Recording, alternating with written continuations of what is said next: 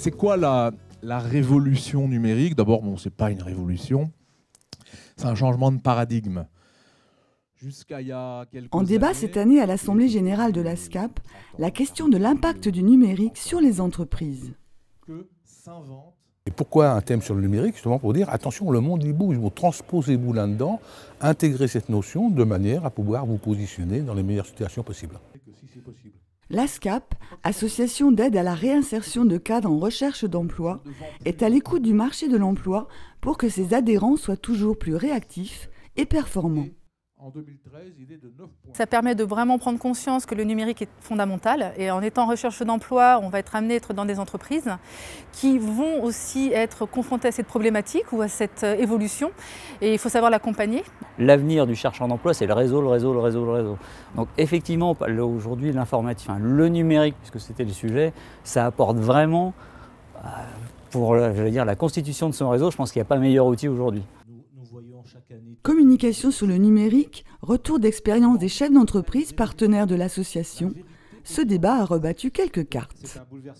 Moi, je recrute des gens qui ont Bac+10, Bac+12, qui ont été formatés pour savoir et communiquer le savoir.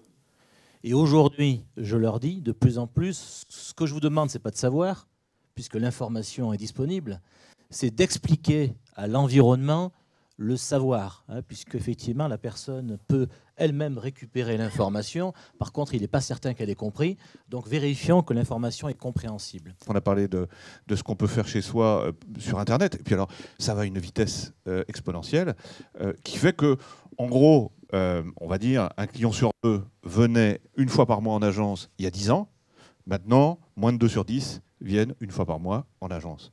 Donc vous voyez bien que c'est à nous d'aller dans la rue si on veut absolument être au contact de nos clients. J'imagine que des gens qui sont sortis du monde du travail, qui par exemple étaient dans le commercial il y a 10 ans, n'imaginent même pas la vitesse à laquelle l'action commerciale se fait aujourd'hui, qu'on soit à Rennes ou à l'autre bout du monde. Et on est connecté 24 heures sur 24. Le numérique, c'est le caractère asynchrone du travail. Je peux m'occuper de mes loisirs au bureau et je peux m'occuper un peu de mon travail à la maison, dans la limite bien sûr de la légalité.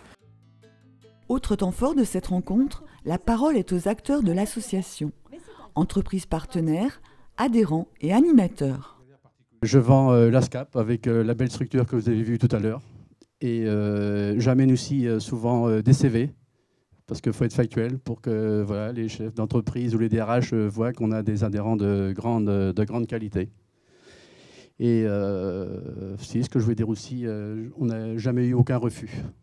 On arrive à une certaine position dans l'entreprise, on a tendance à dire par mérite, il y a aussi beaucoup de chance et des rencontres et des gens qui nous ont aidés à un moment donné. Et on trouve légitime, quand on en a la possibilité, de pouvoir rendre, effectivement. Ce que je suis venue trouver à l'ASCAP, c'est une équipe qui nous coach, entre guillemets, qui nous donne les outils pour trouver du travail.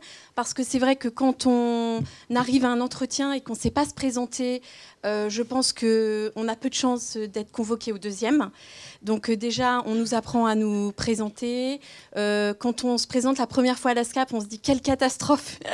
Et au fur et à mesure, je pense qu'on acquiert un peu de confiance en soi. Et puis surtout, on est une équipe soudée. Donc quand ça ne va pas, on a des copains et des copines qui nous boostent. Et voilà. L'aide aux cadres en recherche d'emploi, c'est aussi quelques chiffres frappants. Cette année, pour 211 adhérents, le taux de retour à l'emploi est de 67%, soit 10% de plus que l'an dernier. Nos différentes prestations représentent 249 heures d'intervention. Depuis 12 ans, l'ASCAP forme également un public étudiant à la recherche d'un premier emploi. Cette année, cela concerne 600 jeunes et 20 diplômes différents, et l'on constate une augmentation constante de la demande d'ateliers audiovisuels.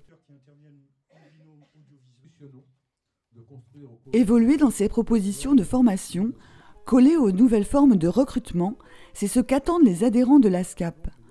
À l'étude, 2 nouveaux ateliers de préparation aux entretiens d'embauche en vidéo et au téléphone.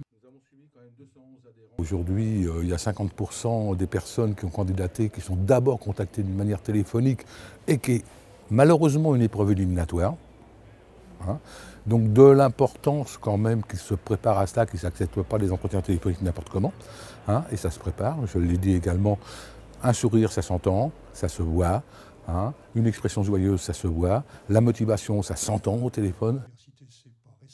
L'Assemblée générale, c'est la rencontre entre l'association et ses adhérents et aussi le bon moment pour rappeler les fondamentaux de la SCAP. Dynamisme, convivialité et écoute de l'autre. Je trouve que le fait de se retrouver ensemble, de voir les partenaires qui sont affiliés avec la SCAP, de voir ce qui est fait aussi, c'est rassurant. On a des adhérents qui restent 12 mois, 18 mois, et puis quand un jour ils viennent nous voir en disant « Ah yeah, c'est bon, j'ai décroché un contrat », mais c'est super, c'est génial. Des fois on a même mal au cœur un petit peu parce qu'on les voit partir. Professionnelle dans ses pratiques, la SCAP reste très attachée au facteur humain.